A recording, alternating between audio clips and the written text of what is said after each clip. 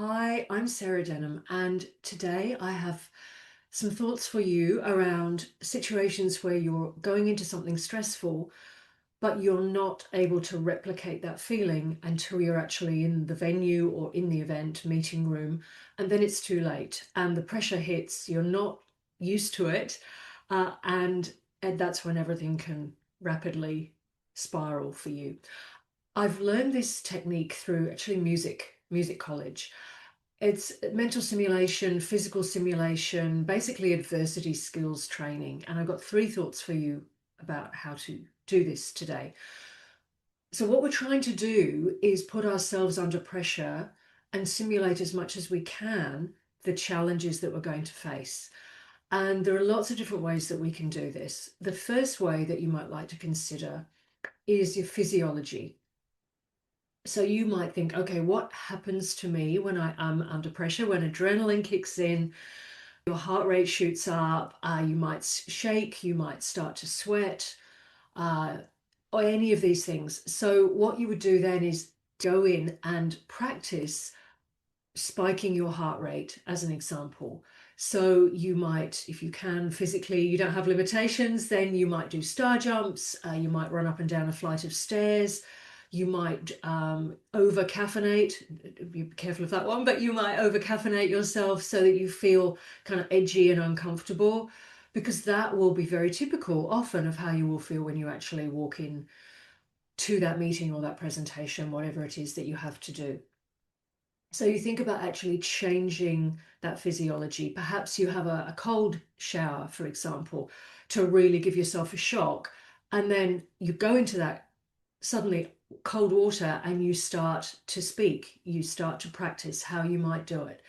And what you're learning, especially this needs regular practice, of course, what we're learning here is that initially you're going to fumble and it will get worse in all probability, and you'll make more mistakes and you'll be completely unable to focus. But over time, your system learns that you can, in fact, deal with this.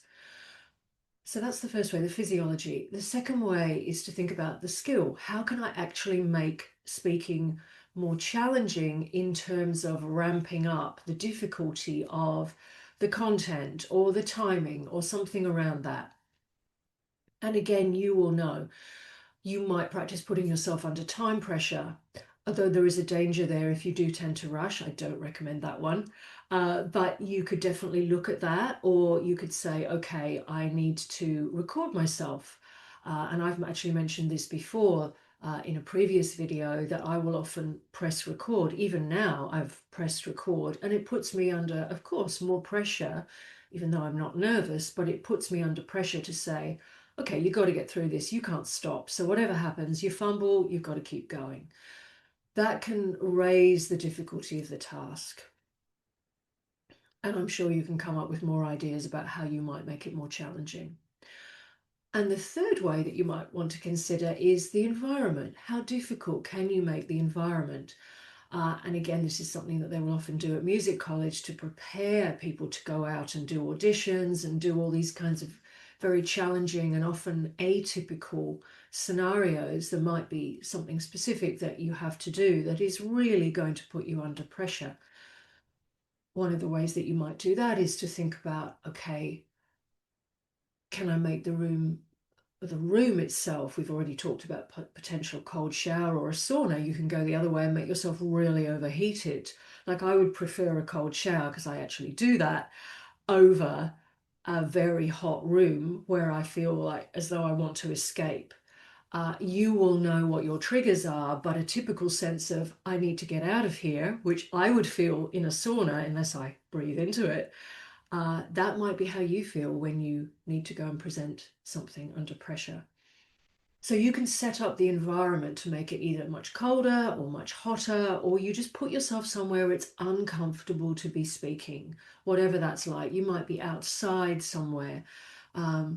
Anything that's going to put you under environmental pressure. And again, you might be able to think of some things that will apply typically in your situations. So bear in mind that you will typically, as I've mentioned, get worse before it starts to get better.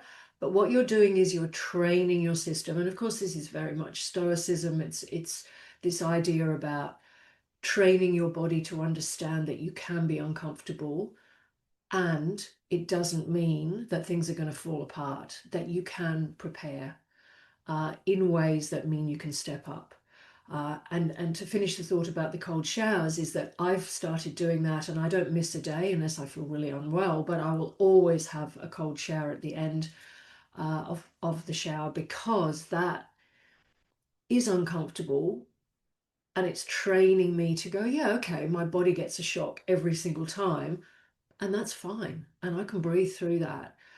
And that then puts me in much better position when I have to actually go out there, if I were under extreme pressure, which is not something that I feel anymore because it's just what I do. But do I still get adrenaline spikes? Do I sometimes feel nervous? Absolutely. So all of these things might help you as well. Best wishes with whatever you're doing.